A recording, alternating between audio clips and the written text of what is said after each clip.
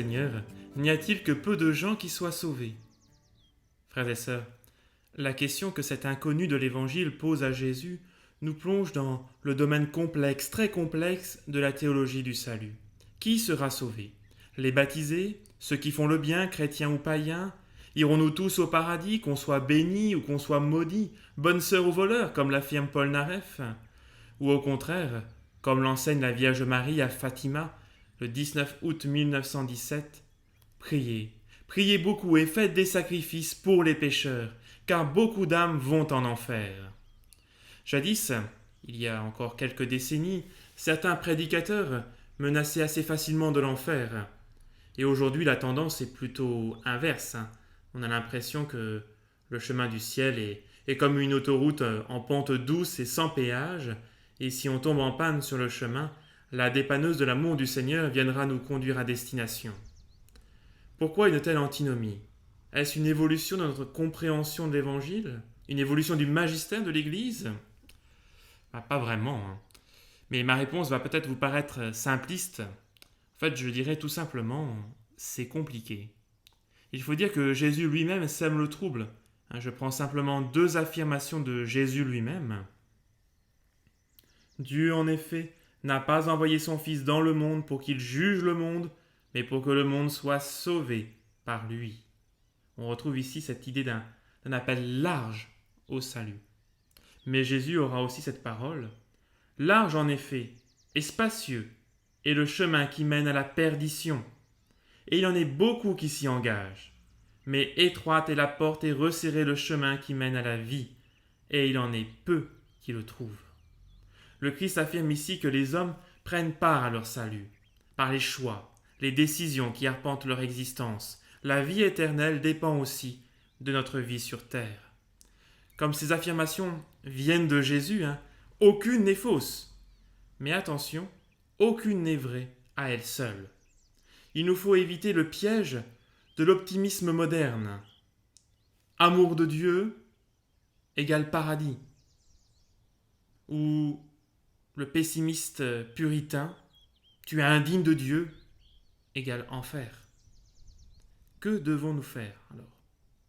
Il nous faut tenir chacune de ces affirmations ensemble.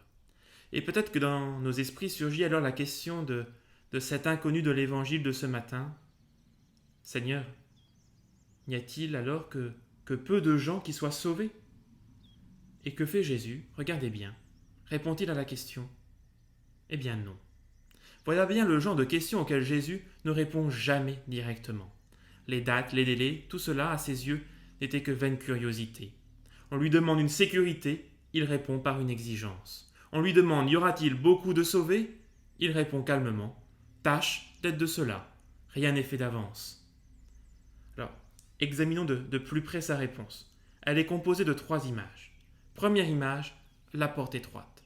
Efforcez-vous d'entrer par la porte étroite, car je vous le déclare, beaucoup chercheront à entrer et n'y parviendront pas.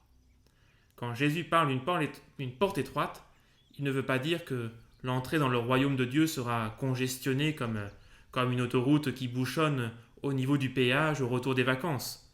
Il ne s'agit pas d'un entonnoir qui limite le nombre de personnes pouvant entrer. Il ne s'agit pas d'une porte unique, mais que chacun a sa porte et que cette porte est étroite. Pour tout le monde, il s'agit de s'efforcer d'entrer par cette porte étroite. Si la porte est étroite, si ma porte est étroite, cela veut dire que je ne peux pas m'endormir en me disant que je suis tranquille par rapport à mon salut. Je ne peux pas cesser de me remettre en cause. Deuxième image, le maître de la maison qui se lève pour fermer la porte. Seigneur, ouvre-moi. Il vous répondra, je ne sais pas d'où vous êtes. Alors vous vous mettrez à dire, nous avons mangé et bu en ta présence et tu as enseigné sur nos places. Il vous répondra, je ne sais pas d'où vous êtes. Éloignez-vous de moi, vous tous qui commettez l'injustice. Jésus veut faire comprendre que le fait d'avoir partagé la même parole, de vivre les mêmes dogmes pratiques, d'appartenir à la même institution, n'est pas un passeport suffisant pour être admis au ciel. Ce n'est pas un privilège pour quelques personnes instruites. Le royaume de Dieu ne s'achète pas. Il faut une adhésion personnelle et un mode de vie cohérent avec le message reçu. Jésus attend de nous que nous soyons humbles, ni distants, ni arrogants, mais que nous manifestions un vrai désir, une volonté empressée du royaume. Troisième image, c'est le cortège des gens venus d'Orient et d'Occident, du Nord et du Midi. C'est l'universalité du salut qui nous est redite dans cette belle image. Il en viendra de l'Orient, il y aura des millions de Chinois, d'Indiens, de Japonais. Il en viendra de l'Occident, les Européens, les Américains, les Canadiens. Il en viendra du Nord, de la Sibérie, du Groenland, de la Norvège, de la Suède. Il en viendra du Midi, de l'Afrique, de l'Amérique du Sud, de l'Australie, de la Nouvelle-Zélande, etc., etc. Dieu, au contraire des hommes, ne fait exception de personne. Sa proposition de vie est pour tous.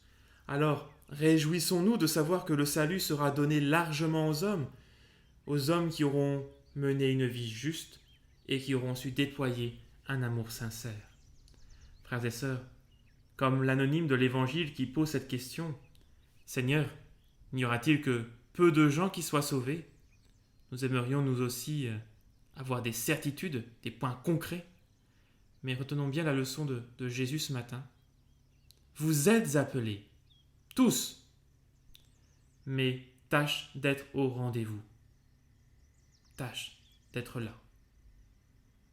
Et nous pouvons dire, pour conclure avec le Saint curé d'Ars, « Je vous aime, ô mon Dieu, et mon seul désir est de vous aimer jusqu'au dernier soupir de ma vie.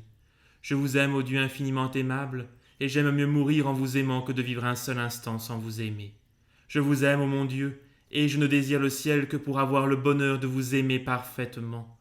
Je vous aime, ô mon Dieu, et je n'appréhende l'enfer que parce qu'on n'aura jamais la douce consolation de vous aimer. Ô mon Dieu, si ma langue ne peut dire à tout moment que je vous aime, du moins je veux que mon cœur vous le répète autant de fois que je respire. Ah, faites-moi la grâce de souffrir en vous aimant, de vous aimer en souffrant, et d'expirer un jour en vous aimant et en sentant que je vous aime. Et plus j'approche de ma fin, plus je vous conjure d'accroître mon amour et de le perfectionner. Amen.